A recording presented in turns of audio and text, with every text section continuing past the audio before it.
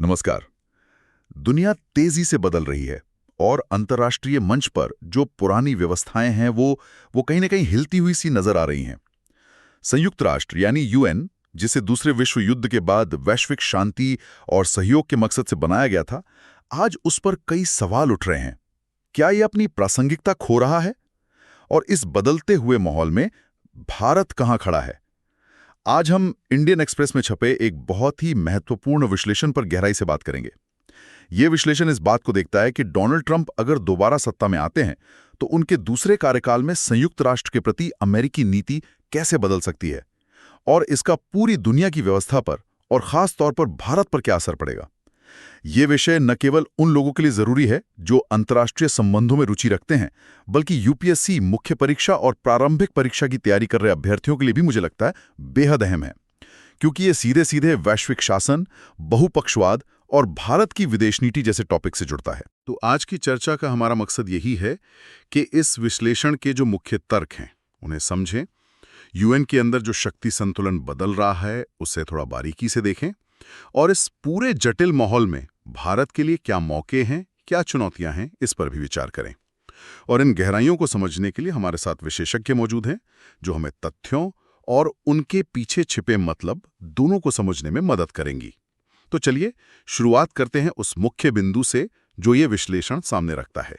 वो ये कि ट्रंप का ये वाला कार्यकाल अगर आता है तो संयुक्त राष्ट्र के प्रति पहले से कहीं ज्यादा निर्णायक रूप से नकारात्मक होगा। उनके पहले कार्यकाल मतलब 2017 से 21 में जो हमले हुए थे यूएन पर, उन्हें कई लोगों ने शायद एक अस्थायी भटकाव माना था अमेरिकी नीति में। लेकिन अब ऐसा लग रहा है कि ये एक सोची समझी रणनीति है जिसका मकसद यूएन की प्रासंगिकता को धीरे धीरे व्यवस्थित तरीके से कम करना है। पर यहां एक दिलचस्प बात भी है।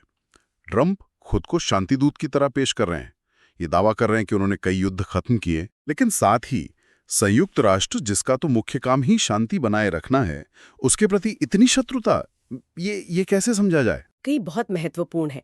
देखिए, ट्रंप का जो शांति दूत वाला दावा है वो असल में उनके अपने लोक लुभावन आधार को, मतलब उनके वोट बैंक को संबोधित करने का एक तरीका है।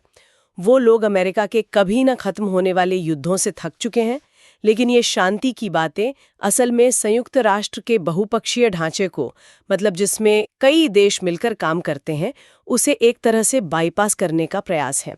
वो ये दिखाना चाहते हैं कि वो अकेले ही या फिर दो देशों के बीच समझौतों के जरिए संयुक्त राष्ट्र सुरक्षा परिषद से भी बेहतर काम कर सकते हैं। और ये सिर्फ बयानबाजी नहीं है, ये अमेरिकी विदेश नीति में एक गहरे वैचारिक बदलाव का संकेत है।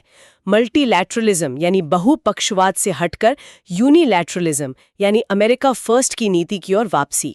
इसकी नींव तो उन्होंने 2017 में संयुक्त राष्ट्र महासभा में दिए अपने पहले भाषण में ही रख दी थी, जब उन्होंने ग्लोबलिज्म को खारिज किया था और राष्ट्रीय संप्रभुता को अंतर्राष्ट्रीय संबंधों का मौलिक सिद्धांत बताया था। उनके नजरिए में अंतर्राष्ट्रीय सहयोग तभी तक ठीक है जब तक वो अमेरिका के राष्ट्रीय हितों या उसके फैसले लेने की आज़ादी में कोई बाधा न बने।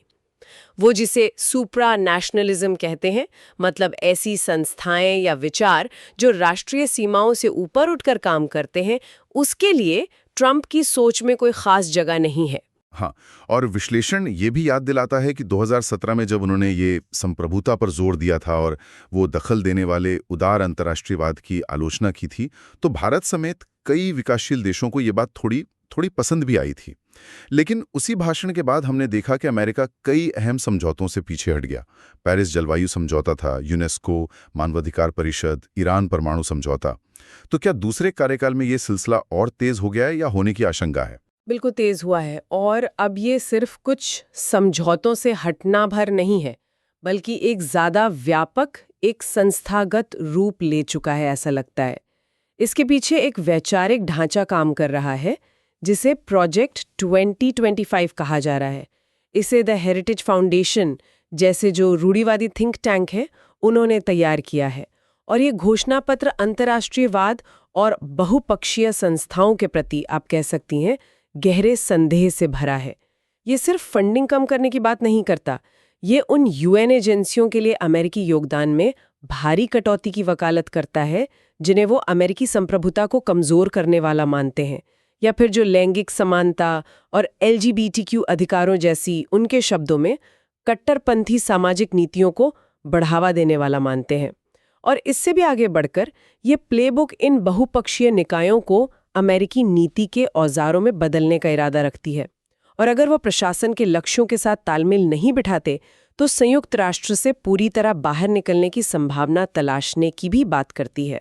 जैसे सतत विकास हुआ या जलवायु परिवर्तन शमन हुआ, ऐसी संयुक्त राष्ट्र की जो प्राथमिकताएं हैं वो इस प्रशासन के लिए अस्वीकार्य सी नजर आती हैं। तो ये प्रोजेक्ट 2025 मतलब सिर्फ बजट में कटौती का मामला नहीं है, ये तो संयुक्त राष्ट्र के जो मूल सिद्धांत हैं और कई जो आधुनिक वैश्विक एजेंडे हैं उन पे सीधा हमला है।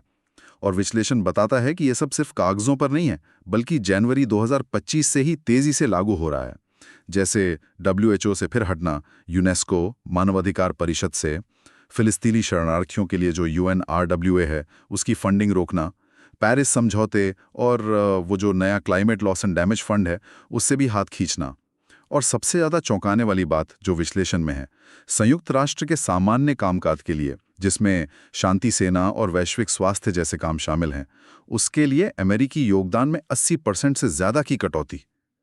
ये तो अभूतपूर्व लगता है। ये वास्तव में अभूतपूर्व है। 80% की कटौती संयुक्त राष्ट्र के कामकाज के लिए एक बहुत बहुत बड़ा झटका है। ये दिखाता है कि ये प्रशासन संयुक्त राष्ट्र प्रणाली को कमजोर करने के लिए कितना गंभीर है। ये केवल कुछ चुनिंदा एजेंसियों को निशाना बनाना नहीं है, बल्कि पूरी व्यवस्था पर असर डालने वाला कदम है। इससे संयुक्त राष्ट्र की जो जमीनी स्तर पर काम करने की क्षमता है, चाहे वो शांति मिशन हो या मानवीय सहायता, वो बुरी तरह प्रभावित हो सकती है। ये एक साफ संकेत है कि अमेरिका अब वैश्विक नेतृत्व की उस पारंपरिक भूमिका से पीछे हट रहा है जो उसने द्वितीय विश्व युद्ध के बाद अपनाई थी। कम से कम इस प्रशासन के तहत तो यही लगता है। जाहिर है, जब दुनिया की सबसे बड़ी शक्ति इस तरह से पीछे हटेगी तो एक खालीपन तो पैदा होगा ही। और विश्लेषण इशारा करता है कि इस खालीपन को भरने के लिए चीन पूरी तरह तैयार बैठा है। चीन की भूमिका यहाँ कैसे दिख रही है? हाँ, ये इस पूरी कहानी का दूसरा बहुत अहम पहलू है। अमेरिका के पीछे हटने से जो जगह बन रही है, चीन उसे भरने में कोई कसर नहीं छोड़ रहा है। बीजिंग अपनी महाशक्ति बनने की महत्वाकांक्षाओं के तहत UN में बहुत सक्रिय हो गया है। एक तो वो बहुत योजनाबद्ध तरीके से अपने नागरिकों को संयुक्त राष्ट्र प्रणाली के अंदर प्रभावशाली पदों पर नियुक्त करवा रहा है। सिर्फ बड़े पदों पर ही नहीं, बल्कि उन तकनीकी और प्रशासनिक भूमिकाओं में भी जो नियम बनाने, मानक तय करने, ऑडिटिंग करने और सदस्य देशों से जुड़े फैसले लेने में अहम होती हैं। दूसरा, वो अपनी बेल्ट एंड रोड इनिशिएटिव जैसी जो पहले हैं, उनके साथ तालमेल बिठाने वाले विकास कार्यक्रमों को स्पॉन्सर कर रहा है। और तीसरा, वो वैश्विक विकास, वैश्विक सुरक्षा, वैश्विक सभ्यता और वैश्विक शासन जैसी अपनी जो अवधारणाएं हैं, उनको संयुक्त राष्ट्र के मंच से बढ़ावा दे रहा है। ये सभी कदम अगर आप देखें तो चीनी नेतृत्व वाली एक वैकल्पिक वैश्विक व्यवस्था की नींव रखने की कोशिश है। ये तो काफी सुनियोजित रणनीति लगती है। मतलब अंदर से प्रभाव बढ़ाना, अपने एजेंडा को आगे बढ़ाना। लेकिन क्या इसका मतलब यह है कि चीन पूरी तरह से अमेरिका की जगह ले रहा है या लेने वाला है संयुक्त राष्ट्र में? क्या दुनिया इसके लिए तैयार है? देखिए, ये कहना कि चीन पूरी तरह अमेरिका की जगह ले रहा है शायद थोड़ी जल्दबाजी होगी। संयुक्त राष्ट्र और बाकी बहुपक्षीय संस्थानों पर दशकों से जो अमेरिकी प्रभाव चला आ रहा है, उसे पूरी तरह से हटा देने में बीजिंग को अभी समय लगेगा। अमेरिका का वित्तीय और राजनीतिक वजन अब भी बहुत ज्यादा है, इसमें कोई शक नहीं। लेकिन हाँ, चीन की सक्रियता और अमेरिका के पीछे हटने ने मिलकर उसे एक ऐसा खिलाड़ी जरूर बना दिया है जिसे अब नजरअंदाज नहीं किया जा सकता। वो कई मुद्दों पर एक अनिवार्य भागीदार बन गया है। पर क्या दुनिया चीनी नेतृत्व वाले मॉडल को अमेरिकी मॉडल के विकल्प के रूप में स्वीकार करने को तैयार है? इस पर अभी भी बड़े सवालिया निशान हैं। चीन का मानवाधिकार रिकॉर्ड है, उसकी विस्तारवादी नीतियां हैं, पारदर्शिता की कमी जैसे मुद्दे हैं जो कई देशों के लिए चिंता का विषय हैं। तो हाँ, चीन का प्रभाव निश्चित रूप से बढ़ रहा है, लेकिन ये कहना मुश्किल है कि वो बिना किसी विरोध की अमेरिका की जगह ले लेगा। और ये सब एक ऐसे माहौल में हो रहा है जहां, जैसा कि विश्लेषण में भी कहा गया है, मल्टीलैटरलिज्म यानी बहुपक्षवाद को लेकर एक तरह की थकान सी नजर आती है। ऐसा लगता है कि सिर्फ अमेरिका ही नहीं बल्कि शायद दुनिया भर में देशों का मिलकर काम करने के विचार में वो पहले वाला उत्साह कम हो रहा है। क्या ये सही आकलन है? हाँ, ये एक व्यापक संदर्भ है जिसे समझना बहुत ज़रूरी है। ट्रंप की नीतियाँ इस माहौल में आप कह सकती हैं आग में घी डालने का काम कर रही हैं, लेकिन ये माहौल पहले से बन रहा था। याद कीजिए 2000 के दशक की शुरुआत में जब WTO मजबूती से काम कर रहा था और millennium development goals MDGs launch हुए थे, तब लग रहा था कि बहुपक्षवाद अपने शिखर पर है। लेकिन उसके बाद से लोक लुभावन राष्ट्रवाद का उभार हुआ और ये सिर्फ अमेरिका में नहीं कई देशों में हुआ। चीन एक वैश्विक शक्ति के रूप में उभरा, अमेरिका और यूरोप के बीच मतभेद बढ़े, इन सब ने वैश्विक सहमति को कमजोर किया है। सबसे बड़ा उदाहरण तो संयुक्त राष्ट्र सुरक्षा परिषद UNSC ही है। वो अमेरिका चीन और अमेरिका रूस की प्रतिद्वंदिता के चलते लगभग ठप पड़ गई है। छोटे मोटे मुद्दों को तो छोड़िए, गंभीर मानवीय संकटों पर भी वीटो लग जाता है और कोई ठोस कार्रवाई नहीं हो पाती। अच्छा, तो आप कह रही हैं कि ट्रंप ने इस गिरावट को शुरू नहीं किया बल्कि इसे और तेज कर दिया है। मतलब संयुक्त राष्ट्र अपनी 80वीं वर्षगांठ के करीब पहुंचते पहुंचते पहले से ही मुश्किलों में घिरा हुआ था। बिल्कुल, ट्रंप इसके उत्प्रेरक हैं, मतलब कैटलिस्ट हैं, कारण नहीं। संयुक्त राष्ट्र पहले से ही गहरी संरचनात्मक और राजनीतिक चुनौतियों से जूझ रहा था। कई प्रमुख एजेंसियां गंभीर वित्तीय संकट में हैं क्योंकि सदस्य देश, खासकर विकसित देशों ने अपना स्वैच्छिक योगदान वॉलंटरी कंट्रीब्यूशन बहुत कम कर दिया है। और सुधारों की मांग, खासकर सुरक्षा परिषद के विस्तार की मांग, वो तो दशकों से अटकी हुई है। जो P5 देश है, स्थायी सदस्य, उनके अपने हित हैं जो किसी भी सार्थक सुधार को रोक देते हैं। तो ट्रंप की नीतियां इन पहले से मौजूद दरारों को और चौड़ा कर रही हैं और पूरी व्यवस्था पर भरोसे को और कम कर रही हैं। का बदलता रवैया, चीन का बढ़ता प्रभाव और संयुक्त राष्ट्र की अपनी चुनौतियां, इन सब के बीच भारत के लिए क्या मायने हैं? विश्लेषण कहता है कि इसमें जोखिम भी हैं और अवसर भी। जोखिम तो खैर समझ आते हैं, लेकिन अवसर कहाँ दिख रहे हैं? अवसर इस मायने में है कि जब पुरानी व्यवस्थाएं कमजोर होती हैं और शक्ति संतुलन बदलता है, तो भारत जैसी जो उभरती हुई शक्तियां हैं, उनके लिए अपनी भूमिका को फिर से परिभाषित करने और वैश्विक एजेंडा को आकार देने की गुंजाइश बनती है। लेकिन इसके लिए भारत को अपनी पारंपरिक सोच से थोड़ा हटना होगा, ऐसा विश्लेषण का मानना है। एक मुख्य तर्क ये है कि भारत के जो पुराने बहुपक्षीय मुद्दे रहे हैं, जैसे सुरक्षा परिषद में स्थायी सीट की मांग या विकसित देशों नॉर्थ से विकासशील देशों साउथ के लिए रियायतों की मांग, वो मौजूदा ध्रुवीकृत माहौल में शायद ही आगे बढ़ पाएं। बहुत मुश्किल है। इसलिए दिल्ली को अपनी ऊर्जा कुछ चुनिंदा उच्च प्राथमिकता वाले और ठोस मुद्दों पर लगानी चाहिए, जहां वास्तविक प्रगति संभव हो। एक उदाहरण दिया गया है आर्टिफिशियल इंटेलिजेंस AI का वैश्विक शासन। ये एक नया क्षेत्र है, नियम अभी बन रहे हैं और भारत इसमें एक महत्वपूर्ण भूमिका निभा सकता है, जो पारंपरिक उत्तर दक्षिण विभाजन से परे जाते हों। यानी जरूरत पड़ने पर विकसित देशों के साथ भी मिलकर काम करना होगा। ये दिलचस्प है। मतलब पुराने मुद्दों पर अटके रहने के बजाय नए और उभरते क्षेत्रों में नेतृत्व की भूमिका तलाशना। विश्लेषण में भारत के वित्तीय योगदान पर भी काफी जोर दिया गया है। ये क्यों इतना महत्वपूर्ण माना जा रहा है? हाँ, और ये एक ऐसा बिंदु है जिस पर अक्सर कम ध्यान दिया जाता है, लेकिन ये बेहद महत्वपूर्ण है। विश्लेषण स्पष्ट रूप से कहता है कि अगर भारत संयुक्त राष्ट्र में ज्यादा प्रभाव चाहता है, तो उसे अपनी जेब ढीली करनी होगी, मतलब ज्यादा पैसा देना होगा। अभी भारत का संयुक्त राष्ट्र के नियमित बजट में योगदान लगभग $38 मिलियन है, जो कुल बजट का 1% से भी कम है। सिर्फ 1%? हाँ, सिर्फ 1% से कम। इसकी तुलना आप चीन से करें, जो लगभग $680 मिलियन देता है, मतलब करीब 20%, या अमेरिका से, जो कटौती के बाद भी शायद $800 मिलियन से ज्यादा देता था, करीब 22%। और ये बड़े देश संयुक्त राष्ट्र की अलग अलग एजेंसियों को भारी मात्रा में स्वैच्छिक योगदान भी देते हैं। तो विश्लेषण का तर्क ये है कि जैसे जैसे भारत दुनिया की चौथी सबसे बड़ी अर्थव्यवस्था बन रहा है, उसे अपनी आर्थिक हैसियत के हिसाब से UN में अपना वित्तीय योगदान बढ़ाना चाहिए।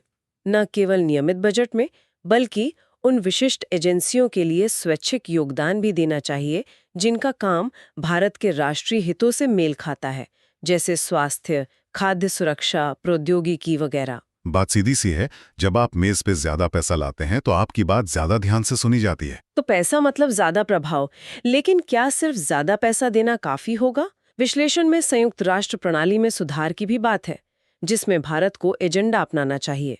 ये सुधार सिर्फ यूएनएससी विस्तार तक सीमित नहीं है। बिल्कुल नहीं। यूएनएससी विस्तार एक महत्वपूर्ण मुद्दा है, लेकिन बहुत जटिल है और विवादास्पद भी है।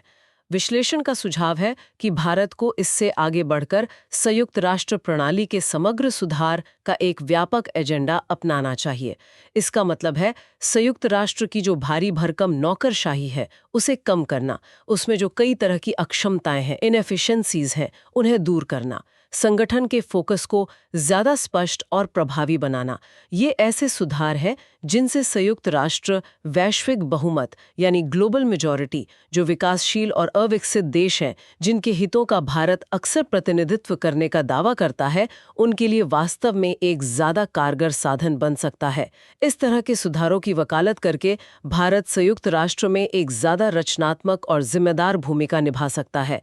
ये सिर्फ अपने लिए सीट मांगने से कहीं ज्यादा प्रभावी हो सकता है। तो अगर हम इस पूरी चर्चा का सार निकालें, एक निचोड़ निकालें, तो भारत के लिए संदेश क्या है? संदेश ये है कि दुनिया बदल रही है और 1945 में जो बहुपक्षीय व्यवस्था बनी थी वो अपनी मौजूदा शक्ल में शायद लंबे समय तक न चले। ट्रंप का हमला इसकी कमजोरियों को और उजागर कर रहा है। चीन एक विकल्प पेश करने की कोशिश जरूर कर रहा है, लेकिन दुनिया भी अभी उसके नेतृत्व पर पूरी तरह भरोसा करने को तैयार नहीं है। ऐसे में भारत, जो खुद को लंबे समय से ग्लोबल साउथ का अगवा मानता आया है, वो सिर्फ पुरानी व्यवस्था के टूटने का शोक नहीं मना सकता। अगर दिल्ली वाकई एक अशांत दुनिया के नियम बनाने में अपनी भूमिका निभाना चाहता है, तो उसे आगे बढ़कर जिम्मेदारियां लेनी होंगी। उसे एक ऐसे नए दौर के लिए जहां न तो वॉशिंगटन और ना ही बीजिंग सार्वभौमिक वैधता का दावा कर सकते हैं, एक नए, ज्यादा व्यवहारिक और प्रभावी बहुपक्षवाद को गढ़ने में सक्रिय भूमिका निभानी होगी। इसमें जोखिम है, पर यह भारत के लिए वैश्विक मंच पर अपनी छाप छोड़ने का एक अवसर भी है। तो ये थी हमारी आज की गहन चर्चा, संयुक्त राष्ट्र के भविष्य, अमेरिका की बदलती भूमिका, चीन के उदय और भारत के लिए इसके क्या मायने हैं, इस पर। यह चर्चा इंडियन एक्सप्रेस के एक विचारोत्तेजक विश्लेषण पर आधारित थी। हमने देखा कि कैसे ट्रंप प्रशासन की नीतियां न केवल फंडिंग कम कर रही हैं, बल्कि संयुक्त राष्ट्र की नींव को ही चुनौती दे रही हैं एक तरह से। हमने समझा कि चीन कैसे स्थिति का फायदा उठाकर अपना प्रभाव बढ़ा रहा है, लेकिन अभी वो निर्विवाद विकल्प नहीं है। और हमने ये भी देखा कि संयुक्त राष्ट्र खुद कई आंतरिक चुनौतियों से जूझ रहा है। सबसे महत्वपूर्ण, हमने भारत के सामने मौजूद जटिल स्थिति पर बात की, जहां पुराने मुद्दे शायद ठंडे बस्ते में चले जाएं, लेकिन एआई शासन जैसे नए क्षेत्रों में अवसर हैं, और जहां वित्तीय योगदान बढ़ाने के साथ साथ व्यापक सुधारों का एजेंडा अपनाने की जरूरत है। यूपीएससी अभ्यर्थियों के लिए ये बिंदु अंतर्राष्ट्रीय संबंध खंड में विश्लेषण और तर्क विकसित करने में काफी उपयोगी हो सकते हैं। और जाते जाते श्रोताओं के लिए एक विचारणीय प्रश्न छोड़ जाते हैं। संयुक्त राष्ट्र में मौजूदा गतिरोध और बढ़ती शक्ति प्रतिस्पर्धा को देखते हुए भारत जैसे देश अपना वित्तीय योगदान बढ़ाने के अलावा यथार्थवादी रूप से और कौन से ठोस रचनात्मक कदम उठा सकते हैं ताकि इस नए युग के लिए एक कार्यात्मक बहुपक्षवाद बनाने में मदद मिल सके। खासतौर पर भारत अपनी पारंपरिक ग्लोबल साउथ की हिमायत और एआई शासन जैसे विशिष्ट तकनीकी मुद्दों पर पारंपरिक उत्तरी शक्तियों सहित विभिन्न देशों के साथ व्यावहारिक गठबंधन बनाने की जरूरत के बीच वो संतुलन कैसे बना सकता है। हमें उम्मीद है कि यह विश्लेषण आप सभी के लिए, खासकर यूपीएससी अभ्यर्थियों और समसामयिक मामलों में गहरी रुचि रखने वालों के लिए उपयोगी रहा होगा। आपके क्या विचार हैं इस मुद्दे पर? क्या आप विश्लेषण के तर्कों से सहमत हैं? कृपया अपने प्रश्न और विचार नीचे टिप्पणी अनुभाग में साझा करें। इस तरह के और गहन विश्लेषण के लिए हमारे साथ जुड़े रहें, लाइक करें और सब्सक्राइब करना ना भूलें। अगली चर्चा तक नमस्कार।